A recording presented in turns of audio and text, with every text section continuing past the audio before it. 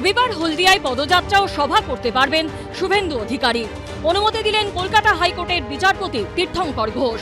বিজেপির অভিযোগ ছিল তাদের কর্মসূচির জন্য অনুমতি দিচ্ছে না পুলিশ। এই মর্মে হাইকোর্টের দ্বারস্থ হয় তারা।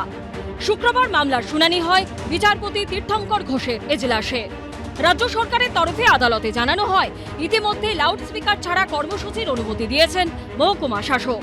শর্ত সাপেক্ষে অনুমতি দিয়েছে পুলিশও। বিচারপতি বলেন, ক্ষুদিরাম স্কোয়ার থেকে নিউ মার্কেট পর্যন্ত পদযাত্রা করতে পারবে বিজেপি। পদযাত্রা শেষে করা যাবে ছোট সভা। তৃণমূল কংগ্রেস যখন যেখানে খুশি মিটিং করে কোনো পারমিশন লাগে না। সিপিএম যখন যেখানে খুশি মিটিং করে পারমিশন লাগে না। আর যখনই বিজেপির বেলায় আসে তখনই কোর্ট ছাড়া মিটিং হয় না। গণতন্ত্রের কণ্ঠরোধ করবার জন্য, বিজেপির মুখ বন্ধ করবার জন্য পারমিশন আটকে দাও। হাইকোর্ট পারমিশন দেওয়ার সঙ্গে সঙ্গে বলে দিচ্ছে এক এক জায়গায় কন্ডিশন, কোনো উস্কানিমূলক কথা নয়, এটাও দেখবেন বলা আছে। তাহলে হাইকোর্টকে এতগুলো কন্ডিশন কেন দিতে হচ্ছে? তার কারণ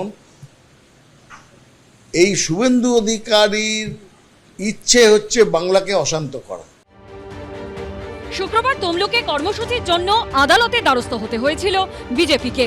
এর আগে যাদবপুরে শিক্ষামন্ত্রীর গাড়ির ধাক্কায় ছাত্র আহত হওয়ার পর গত 9 মার্চ বিজেপির প্রতিবাদ মিছিলে অনুমতি দেয়নি পুলিশ।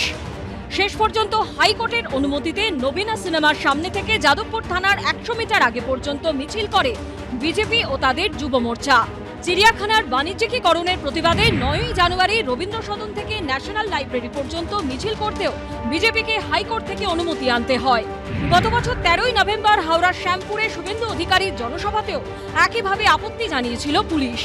শেষমেশ আদালতে কড়া নেড়ে সভার অনুমতি আদায় করে বিজেপি। 21 অক্টোবর হাওড়ার উলুবেড়িয়ায় সভা নিয়েও একই রকম পরিস্থিতি তৈরি হয়। প্রথমে অনুমতি দিলেও পরে ক্লাব কর্তৃপক্ষ তা প্রত্যাহার করে নেয় বলে অভিযোগ ওঠে। হাইকোর্টের অনুমতিতে সভা করতে পারেন শুভেন্দু অধিকারী। সেই ঘটনার পুনরাবৃত্তি হলদিয়ার মিছিল ও সভা নিয়ে।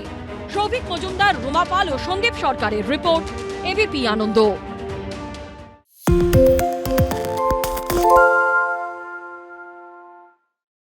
সত্য অন্তহীন, সত্যের খোঁজও তাই, সত্য সন্ধানে তাই আমরা অক্লান্ত, অকুতভয়। এবিপি আনন্দ নতুন ভাবনার প্রতীক, যা মনে মুক্ত, তথ্যে যুক্ত এবং যাবতীয় সীমানার বাঁধন থেকে মুক্ত।